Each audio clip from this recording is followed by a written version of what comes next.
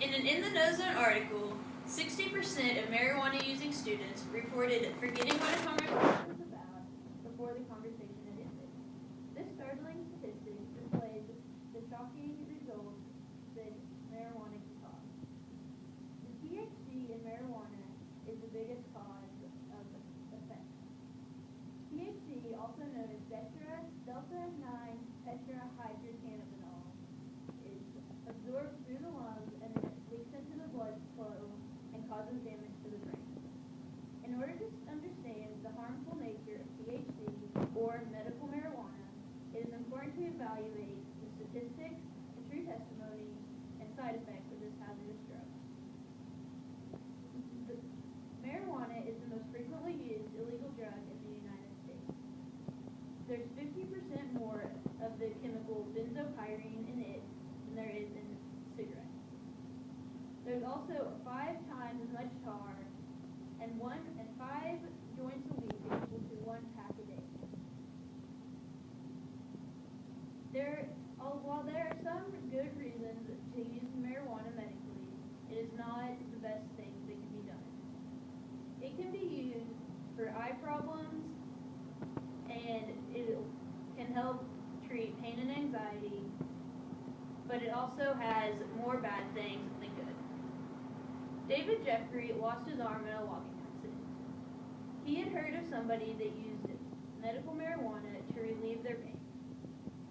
Although he considered using it, he decided that it'd be best not to because the side effects were too large. The side effects are numerous and can vary from small or to large. The biggest effect is mental. While the cognitive abilities remain intact, there's permanent damage to the thinking and reasoning abilities. This picture shows what the brain is before and after marijuana. In this picture, you can see that the brain here is the part that thinks most. Along with all these, the dark color and light is much greater than in this one. In this one, much of the brain function has left just because of the use of marijuana. Marijuana can also cause anxiety. This anxiety, while it also relieves anxiety, it causes more anxiety in the long run. Psychosis is also developed after the use of marijuana. In a study, they found that you have an increased chance of developing psychosis once using medical marijuana or regular marijuana. It also said that while it might not have otherwise been developed in the person. The next kind of side effect is an unreal perception of reality. A person's brain is so largely affected that they might not realize what's real and what isn't. This person might also neglect their homework, school, family relationships, and their work.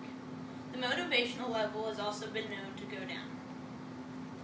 The next health risks include damage to cells and tissues permanently, increased development of pneumonia, and increased blood pressure. Adolescents can be greatly affected by this, not just because of getting it, but it's easier for them to get if it was medically legal. They would be around it more than they normally would have been if it wasn't legal. In the end, there is not enough evidence to suggest that medical marijuana be legalized. One of the bigger problems why medical marijuana is not studied enough is because the studies done are on recreational users rather than medical. The use of marijuana can affect not only the person but the people around them. In the end, medical marijuana should not be legalized because the risks greatly outweigh the benefits.